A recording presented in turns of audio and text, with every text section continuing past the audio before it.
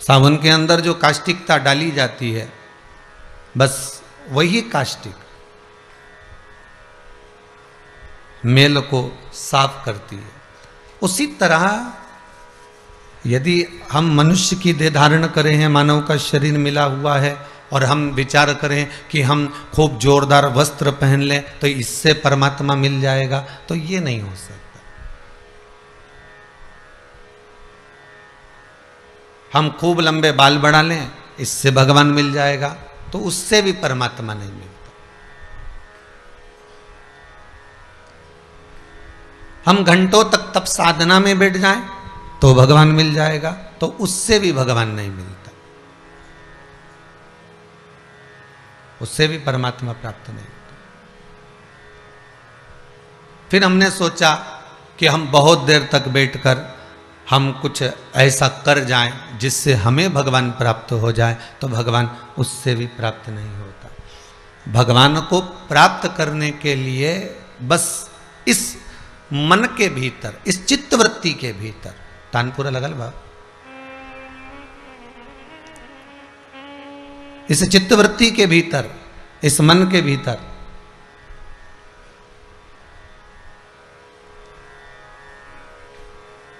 हमें केवल एक निर्मल मन से, निर्मल चित्त से, निर्मल भक्ति से हमें भगवान को पुकारना। और जिस समय हम निर्मल मन से, निर्मल चित्त से, निर्मल भक्ति से उस परमात्मा को पुकारते हैं, हम भगवान को अगर बुलाते हैं, तो परमात्मा हमारे सम्मुख में खड़ा मिलता।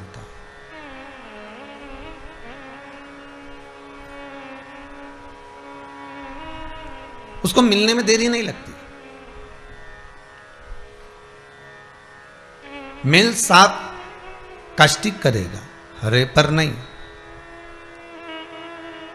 कलर नहीं, खुशबू नहीं, अगर करेगा तो बस वो काष्टिक जो अंदर है वो मेल साफ कर देगा। उसी तरह हमारा भजन, हमारा कीर्तन, हमारा स्मरण, हमारा मंत्र जाप, हमारा नाम जाप और हमारे द्वारा किया गया भजन, हमारे द्वारा किया गया स्मरण हमारे ना जाने कितने मेल को साफ कर सकता है। केवल एक पीढ़ी नहीं, ना जाने कितनी पीढ़ियां केवल एक भगवत तत्व के आनंद में प्राप्त हो जाती, तर जाती। महाराज प्रहलाद जी के वंश के अंतर्गत अगर देखा जाए तो यहां हिरण्यकशिपु का संवाद आता है, और हिरण्यकशिपु का संवाद आया, कितना प्रबल राक्षस जीव था, आसुर प्रवृत्ति थी, कितनी आसुर प्रवृत्ति,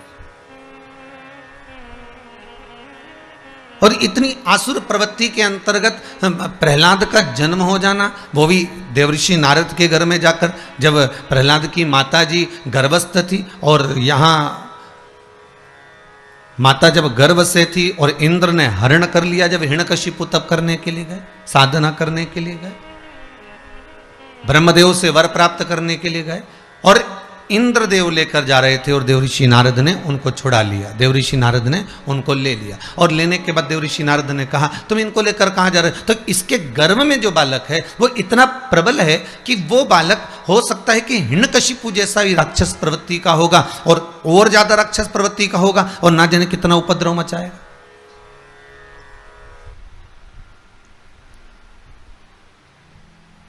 फिर ना जाने वो कितना उपद्रव कर दे, इसलिए इसको गर्भ में ही शांत कर दिया जाए, इसको गर्भ में ही मिटा दिया जाए। अब जरा विचार करिएगा, बहुत ध्यान दीजिए कथा की ओर। शिव महापुराण, आज श्रावण के महीने की शिवरात्रि है, बहुत ध्यान दीजिएगा। महाराज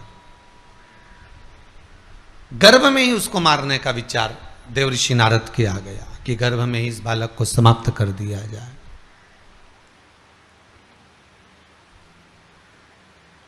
गर्भ में इस बालक को मार दिया जाए, और यदि वो गर्भ में मर गया, शांत हो गया, गर्भ में समाप्त हो गया, तो फिर जन्म ही ना लेगा, और जन्म जब नहीं लेगा तो फिर राक्षस उत्पन्न ही नहीं होगा, फिर राक्षस प्रवृत्ति फिर रही कहां? उसको क्यों ना हम गर्भ में मार दें। अब जैसा इंद्र हिरण्यकशिपु के पुत्र को मारने का प्लान बनाए, विचार करा। जरा विचार करिए, जब आप गर्भ में होगे माता के, जब आप माता के गर्भ में विराजमान होगे, तो भगवान अगर चाहता तो तुम्हें गर्भ में ही नष्ट नहीं कर देता।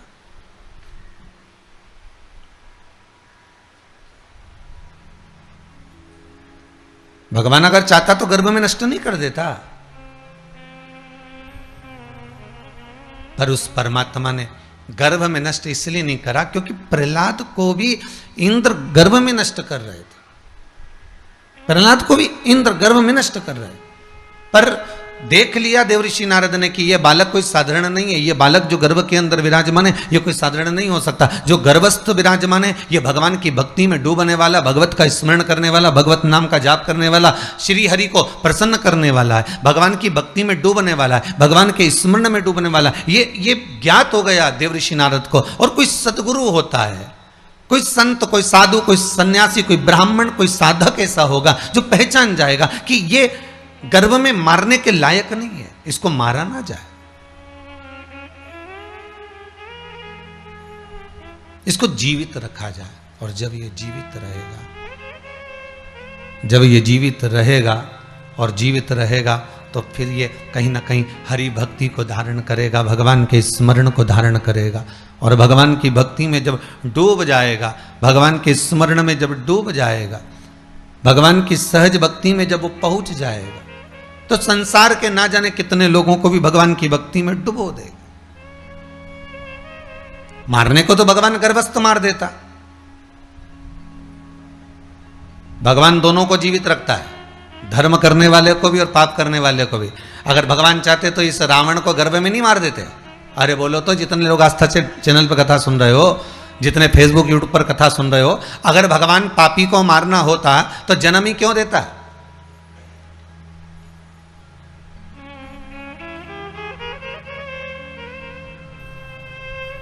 अगर लंकाधिपति रावण को भगवान को मालूम है कि ये राक्षस है, भगवान को मालूम है ये उपद्रवी निकलेगा, तो फिर इसको जन्म क्यों दिया?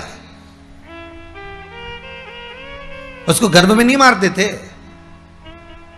भगवान को मालूम था कि ये कंस है और उपद्रव मचाएगा और ना जाने पूरी मथुरा ब्रजमंडल को हाहाकार मचा देगा, तो भगवान क्या इस कंस को नहीं मार देते गर्भ में? पर भगवान ने उसको जन्म दिया। हिरण्यकशिपु जब पैदा हुए तो क्या भगवान को नहीं मालूम था कि ये पैदा होगा तो उपद्रव करेगा? पर भगवान ने उसको भी जीवित करा।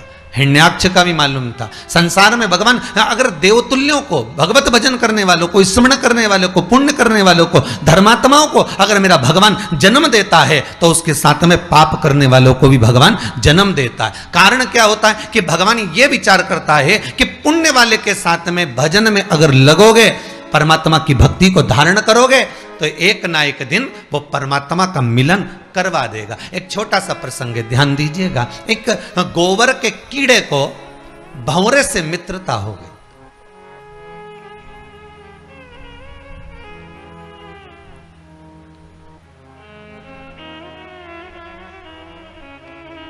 अब वो गोबर में रहने वाला कीड़ा और मित्रता किससे करा है? भंवरे से। अब गोबर में रहने वाले कीड़े की मित्रता भंवरे से हो गई। अब भंवरे से हो गई तो दोनों में बड़ी बड़ी गहरी मित्रता हो गई, बड़ी प्रसन्नता हो गई, बड़ी मित्रता। एक दिन भंवरा बोला गोबर के कीड़े से, अरे भाई, हाँ मित्र बोल, क्या बात है? बस मेरा मन कहता है कि अब मुझे बहुत तेज भूख लग रही है। इतनी सी बात। गोबर के कीड़े ने कहा चला जा, जल्दी आ। तो क्या कहाँ हूं? तो भंवरे ने पूछा मैं कहाँ हूं? तो गोबर का कीड़ा कहाँ में रहता था? अरे जम के तो बोलो, गोबर के अंदर।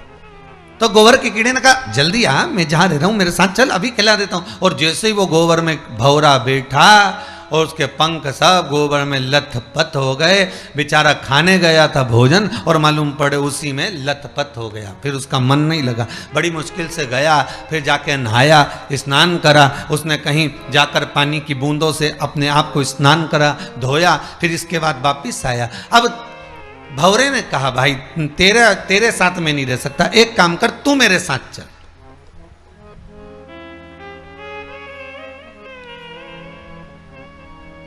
तू मेरे साथ चल। कहाँ चलूं मैं? तो चल तो सरी मेरे साथ, मैं तेरे को अच्छा अच्छा खाना खिलाता हूँ, अच्छा अच्छा भोजन कराता हूँ। और भंवरा ले गया उस गोबर के कीड़े को बिठाकर एक फूल के अंदर ले जाकर उसको बिठाया और बिठाकर कहा अब इसका पराग का जो रस है, इस पुष्प का जो रस तत्व है, इस पुष्प का जो आनंद है वो तू ग्रहण कर।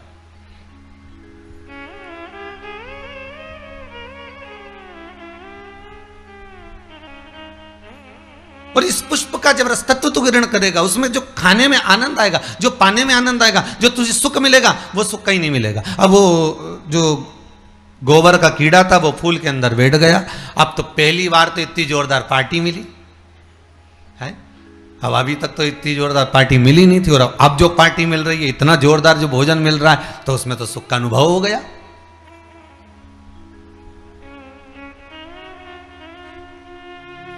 गोबर का कीड़ा इतना डूब गया भोजन में, इतना डूब गया कि धीरे धीरे धीरे धीरे वो पुष्प बंद हो गया और कीड़ा उसी में रह गया। भंवरा चले गया, भंवरा चले गया, कीड़ा उसमें डूब गया।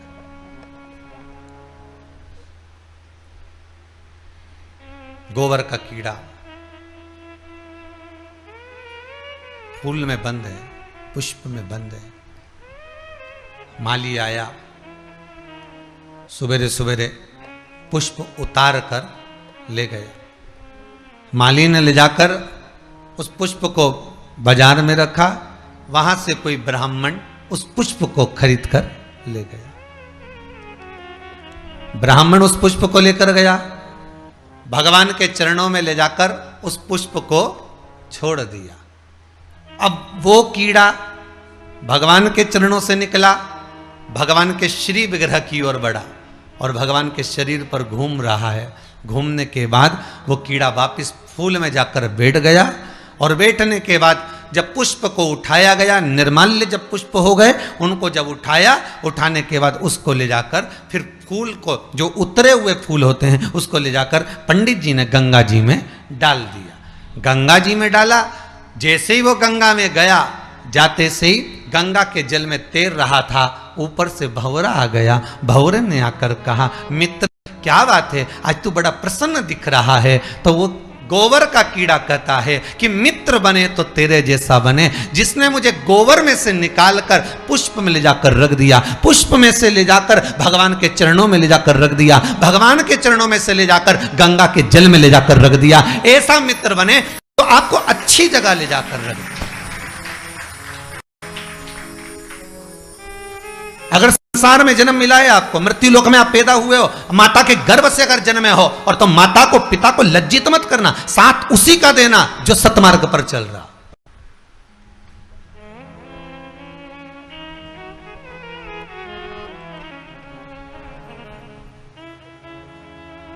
नेक पथ पर चलकर, कहीं धर्म, कहीं शास्त्र, कहीं वेद पुराण पर कहीं उंगली ना उठाए, वो पहचान में आ जाता है कि ये कहां का कीड़ा। उसको उठाया और उठाकर ले जाकर रख दिया गंगा के जल में।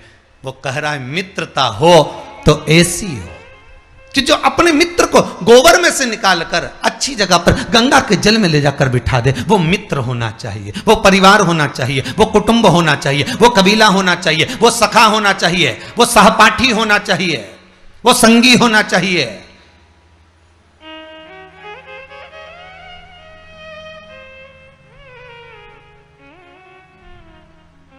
गोबर में से निकालकर जो आपको भगवान के चरणारविंद तक ले जाकर छोड़ दे, गोबर में से निकालकर जो परमात्मा की चौखट तक ले जाकर छोड़ दे, गोबर में से निकालकर जो गंगा के दरवाजे पर ले जाकर छोड़ दे। दो तरह के मित्र होते हैं। एक मित्र हमेशा कहता रहता है, चल रहे महाकाल चलते हैं, चल रहे ओमकारेश्वर चलते हैं, चल रहे भीमा शंकर चलते हैं, चल रहे पताल महादेव चलते हैं, चल कुबेरेश्वर महादेव चलते हैं, चल चमत्कालेश्वर महादेव चलते, चल मनकामेश्वर चलते हैं। वो बार बार तुमसे कह रहा है, अरे सावन का महीना चल रहा है, चल मंदिर चलते हैं, महाकाल चलते हैं, ओमकारेश्वर चलते हैं, नर्मदा नहाएंगे, महाकाल का दर्शन करेंगे, छिपरा नहाकर बड़ा आनंद पाएंगे, गढ़कालिका का दर्शन करेंगे, भैरू का दर्शन करेंगे, सुंदरमा हरसिद्धि का दर्शन करेंगे। एक मित्र कह रहा है चल वहां चल, बार बार कह रहा है। और दूसरा मित्र कह रहा है, अरे चल तो सरी, उज्जैन चलेंगे तो मैं जोरदार खूब भांग घुटती है तो भांग पीकर आ जाएंगे। अब एक जा रहा है काय के लिए, चम के बोलिए जरा, दर्शन के लिए। दूसरा उसी उज्जैन में जा रहा है, उसी महांकल की नगरी में जा रहा है, पर उसके विचार अलग हैं, उसकी सोच अलग है, उसकी बुद्धि, उसका विवेक अलग है।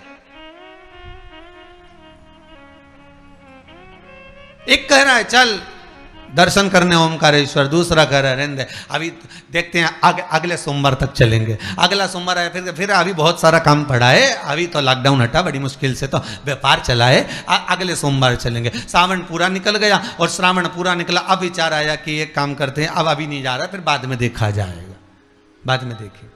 विचार करा, फिर बाद में चलने का विचार। अब तुमने दर्शन के लिए भाव रखा और भोजन के लिए भाव होता तो आज की जगह कल भोजन करूंगा, पत्नी से कह दो, पत्नी से कहना अगले सोमवार भोजन करूंगा, फिर अगले सोमवार के अगले सोमवार करूंगा। भोजन के लिए तो 1 मिनट की देरी नहीं होती, व्यसन के लिए 1 मिनट की देरी नहीं होती, श्रृंगार के लिए 1 मिनट की देरी नहीं होती। केवल अगर होता है तो परमात्मा के दर्शन में, परमात्मा को पाने में, परमात्मा के हाजिरी में, परमात्मा को प्राप्त करने में हम देरी कर देते हैं। परमात्मा मित्र ऐसा बनाओ, सखा ऐसा बनाओ, दोस्त ऐसा बनाओ, सहपाठी ऐसा बनाओ, परिवार ऐसा बनाओ जिस परिवार के अंतर्गत परमात्मा को भी लगे कि मैं इसको जन्म दूंगा, तो जन्म देने के बाद ये भगवान की भक्ति में लग जाएगा। भगवान को मालूम है तुम्हारे जन्म के बाद तुम्हें क्या करना है।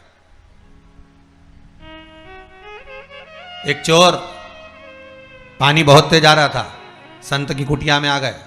संत की कुटिया में जैसे चोर आए, आते सी चोर ने, संत की कुटिया में आते सी संत ने पूछ लिया, कौन हो तुम, कौन हो? चोर ने कहा मैं चोर हूं, मेरे पास चोरी का सामान है। संत ने कहा चलो बाहर निकलो, हमारे आश्रम में रहोगे, चोरी कर कर आ रहे हो, चोरी का सामान लेकर आ रहे हो, चलो निकलो यहां से बाहर। और संत ने उसको धक्का देकर बाहर निकाला।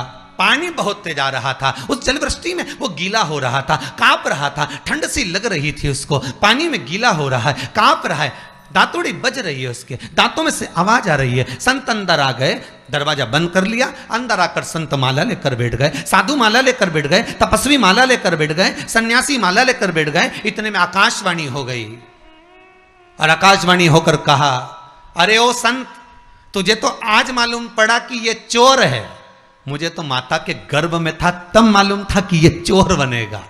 मैंने फिर भी जन्म दिया और माता के गर्भ से उसको प्रविष्ट करा, तो तू अपनी कुटिया से क्यों बाहर निकाल रहा है?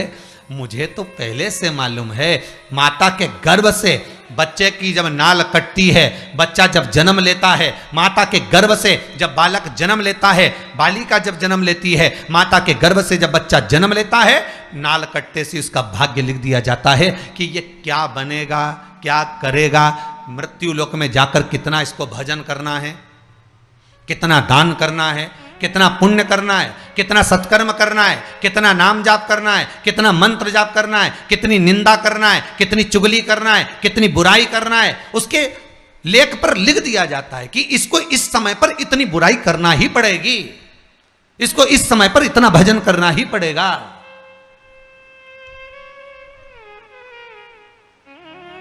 और जब उसके भाग्य में लिख दिया गया, उसके भाग्य में जब लिखा गया, तो फिर उसको वो करना ही है, चाहे तुम कितना 7 ताले में बंद कर दो तो भी वो करेगा, तो भी करेगा। भगवान को मालूम था, जन्म देने के पहले भगवान जब गर्भ में रखा आपको, हमको, चाहे आप हो, जितने आस्था चैनल पर कथा को श्रवण कर रहे हैं, जितने फेसबुक यूट्यूब पर कथा सुन रहे हैं, चाहे वो सुन रहे हो ना सुन रहे हो, चाहे वो कहीं बैठकर कथा का रसतत्व ग्रहण कर रहे हैं, उस परमात्मा को अपने जन्म के पहले मालूम था कि ये क्या करेगा, ये निंदा करेगा कि भजन करेगा, ये स्मरण करेगा कि भक्ति करेगा, ये भोजन करेगा कि भजन करेगा, ये व्यापार करेगा कि नौकरी करेगा, ये सब परमात्मा को मालूम। आपको नहीं, परमात्मा को सब मालूम।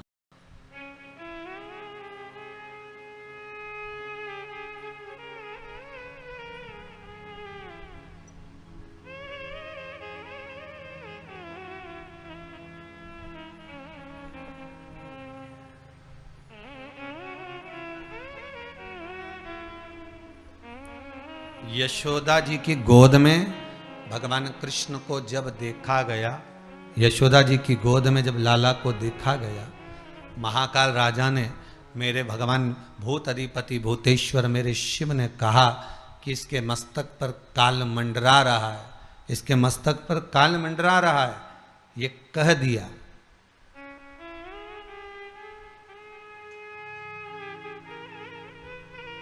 तो भगवान कृष्ण मन में मुस्कुराते हुए यशोदा जी की गोद में विचार करते हैं कि बाबा कह रहे हैं कि इसके मस्तक पर काल मंडरा रहा है, पूतना इसको मारने आएगी, तृणावत इसको मारने आएगा, अगासुर बकासुर कंस ये सब इसको मारने आए, इसके मस्तिष्क पर काल मंडरा रहा है। ये भगवान शंकर जब लाला का दर्शन करने आए तब कह रहे हैं यशोदा रानी से कि इसके मस्तक पर काल मंडरा रहा है। और भगवान मन में विचार कर रहे हैं, भगवान कृष्ण मन में विचार कर रहे हैं माता यशोदा की गोद में कि जब स्वयं महाकाल ही पहले आ गया तो फिर ये काल क्या करेगा, फिर ये काल करेगा क्या।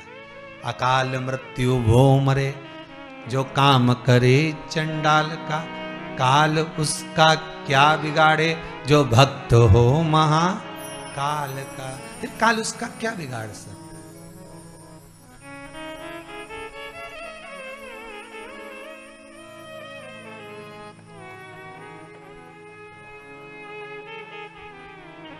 तो बिगाड़े तो बिगाड़े क्या,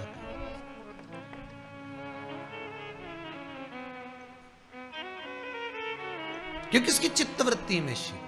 भगवान को मालूम है आप कितना भजन करेंगे, भगवान को मालूम है आप कितना स्मरण करेंगे, भगवान को मालूम है आप कितना मंत्र जाप जपेंगे, भगवान को मालूम है आप कितना नाम जाप जपेंगे, भगवान को मालूम है आप कितना कीर्तन करेंगे, भगवान को मालूम है आप कितना स्मरण करेंगे। भगवान को एक एक चीज का स्मरण है कि आपकी भक्ति कैसे होगी, आपका स्मरण कैसे होगा, आपका मंत्र जाप कैसे होगा, आपका नाम जाप कैसे होगा, आप कितना कीर्तन करेंगे, कितना मंत्र जाप करेंगे, कितना नाम जाप में डूबेंगे। ये परमात्मा को, ये शिव को मालूम है।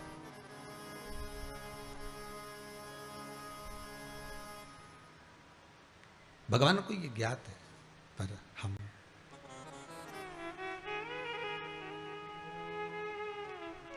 कितना सुंदर गीता जी में कहा है भगवान ने, कितना सुंदर भगवान गीता जी के भीतर कह रहे हैं, कितना सुंदर वर्णन कर रहे हैं कि आप कर्म करिए, फल की इच्छा न रखिए, आप तो केवल कर्म करो।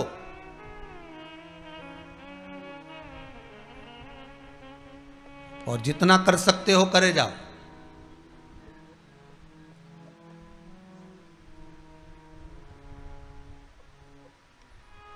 जिस पल, जिस घड़ी, जिस क्षण आपको लगे कि अब मैं कर्म करते करते हार गया, थक गया, अब मेरे बस का कुछ भी नहीं रहा, तब फिर विचार कर लेना। पर कर्म से पीछे मत हटना, कर्म तो करना पड़ेगा। पूर्व के कर्म को काटने के लिए मृत्यु लोक में आकर हमें कर्म करना ही है।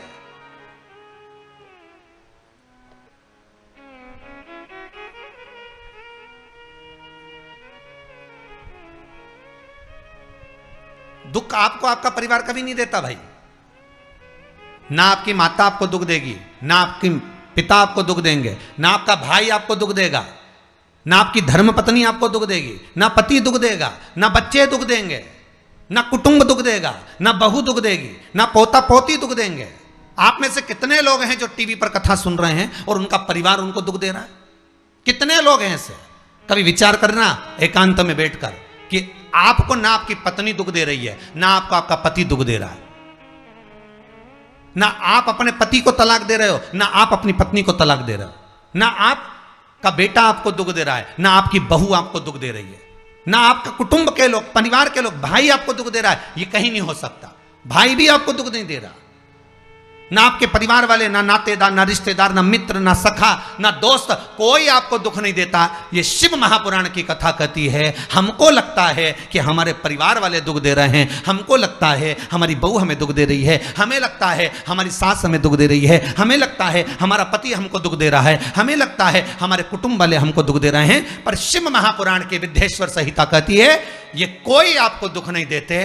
दुख आपका पूर्व का कर्म आपको देता है। ये जितने भी मिले हैं ना आपको, रिश्तेदार, नातेदार, कुटुंब, भाई, बंधु, सखा, पत्नी, पति, पोता, पोती, ये जितने लुटेरे मिले हैं, ये जितने अपशब्द कहने वाले मिले हैं, ये जितना ताने देने वाले मिले हैं, ये जितना गाली देने वाले मिले हैं, ये जितना उंगली उठाने वाले मिले हैं, ये कोई दूसरे नहीं, तुम्हारे पूर्व कर्म के कोई ना कोई पुराने ही होंगे जो तुम्हारे साथ जुड़कर तुम्हारे टांग खींचने के लिए सामने खड़े हुए हैं। ये कोई तुम्हारे होंगे।